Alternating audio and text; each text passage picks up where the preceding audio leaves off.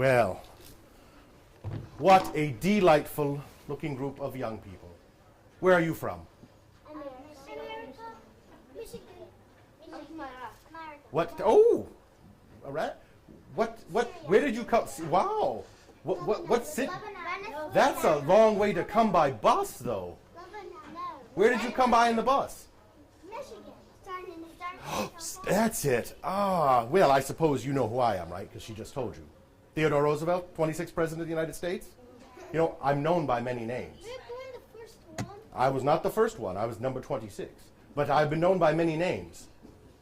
Theodore, Thee, Ted, and Teddy. But I never like to be called Teddy.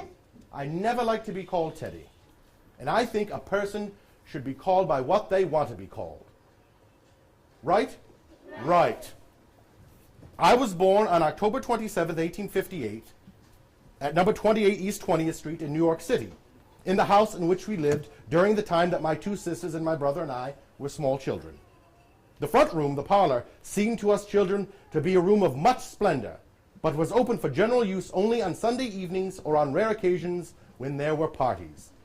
The Sunday evening family gatherings was the most redeeming feature in a day otherwise we children did not enjoy, because we were made to keep clean and keep our clothes clean.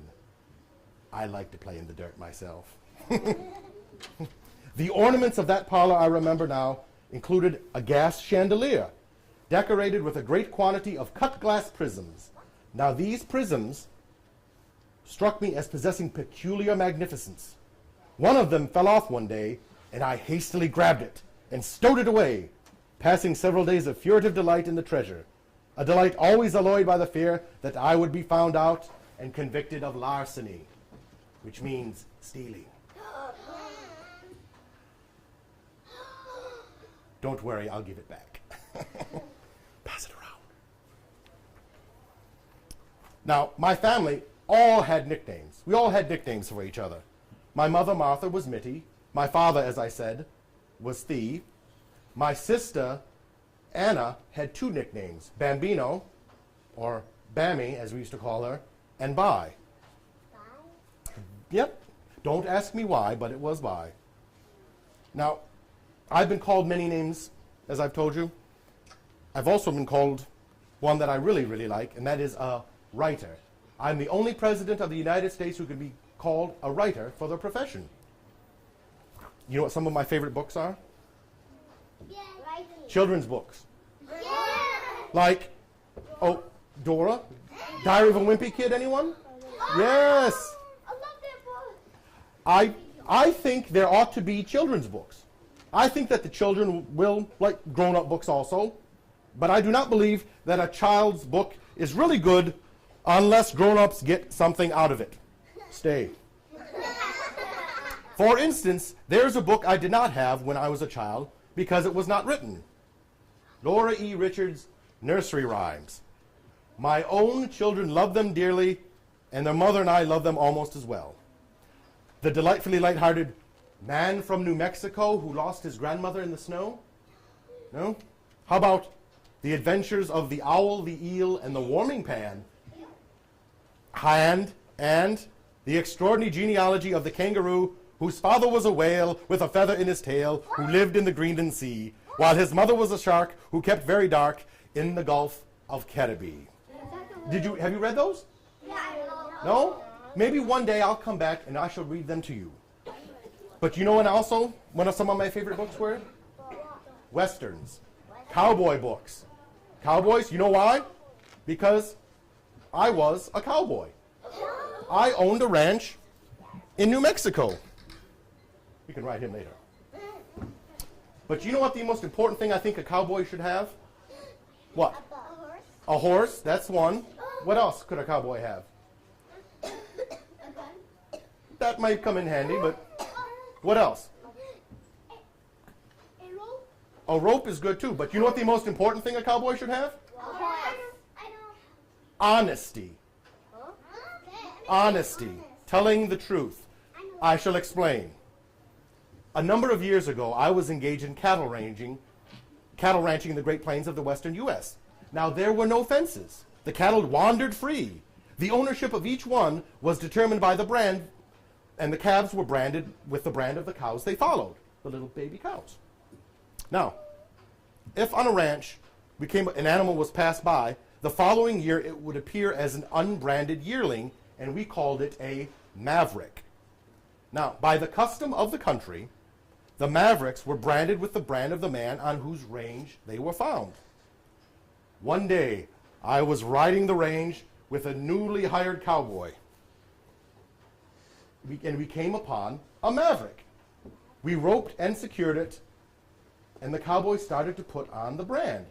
Well, I said to him, well, wait, it's so-and-so's brand, naming the man on whose range we happened to be. He answered, "That's all right, boss. I know my business." In another moment, I said to him, well, hold on. You're putting on my brand. To which he answered, "That's all right. I always put on the boss's brand." "Oh, very well," I said. "Now you go straight back to that ranch and get whatever is owing to you. I do not need you any longer." He jumped up and said, "Why, what's the matter? I was putting on your brand." And I answered, "Yes, my friend. And if you will steal for me, then you will steal from me." Honesty above all, honesty at every time. I've also been called other names, some not so nice. I wear glasses. I've been called Four Eyes. I have asthma. Anyone know what asthma is? I have it. What is it? What is it? It's when you can't breathe it very well. You're right. I know it's hard to believe. But I was once a sickly little boy and was picked on. You would say I was bullied. Now, what happens when someone sees someone else being bullied? What do? You go tell somebody, a parent. Right, or your teacher. Absolutely right, because no one deserves to be bullied. A grown-up. A grown-up. You know, I've been called many other things too. I've been called father. Yep. I have 6 children. Ted, Kermit, Ethel, Archie, Quentin, and one more. Oh, Alice. She's the teenager. Anyone have a teenager for a brother or sister? I have a little brother. Then you'll know what I'm talking about. A baby. I have teenagers. Alice, my wife Edith and I have long discussions about our daughter Alice and her constant need for wanting to interrupt. Alice, not my wife, although she does interrupt a lot. But anyway, that's not important. Anyway, what I'm getting at is, one day in the White House, I was having a friend over for a chat, and Alice kept coming in and out of the room, interrupting us 3 times at least. Finally, I said to her, "If you come in this room one more time, I shall throw you out the window." Yeah. I wasn't really going to do it. Oh. My friend said, "Theodore," for he could call me Theodore, "can't you do something about your daughter?" And I said to him, "I can do one of 2 things. I can either be President of the United States, or I can control Alice. I can't possibly do them both." Now, remember that name I said I didn't like to be called? Teddy? He would know this story. The bear. Ursa Arcturus, the brown bear. I bet a lot of you have bears, don't you? I have. Who has a... Huh? I have 14 bears. You have 14 bears? I bet they're in your room, aren't they? You're lying. Uh-huh. I have 1 big bear. Uh-huh. I have 2 bears. You have bears in your room as well? I have Well, I'll tell you how that bear got there, and how that bear probably got its name. One day I was on a hunting trip, and we came upon, the guides did, a small bear, much smaller than this. And the guides were waiting for me to shoot the poor bear. I said, "I cannot do that, for that would be not sporting. This bear is too young." Well, there happened to be a newspaper man there who was a cartoonist, and he drew a famous cartoon of me with the bear. And from then on, every cartoon ever drawn about me always has a bear in it. Now, a toy maker in New York City wrote me a letter one day saying, "Could we possibly use your name to help us to name a new toy that we're thinking. And I said, certainly, if it brings a lot of joy to children, I'm for it. So that's why most bears are called teddy bears. And now you know how the teddy bear got its name. Children, it was a delight to talk to you. I hope you had a nice trip here. I hope you have a safe trip back. And I have something for you. Just before we go in for lunch, I have some teddygrams to give you. Some good little cookies for you, because you were all so very good. Thank you, children. Thank you, parents. Good night. You returned the prism. I never got to see Thank you. It's okay. It's You sure? Did you see it? Good. You had something to say? What?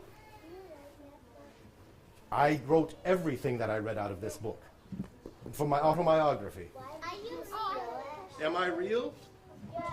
Of course I'm real.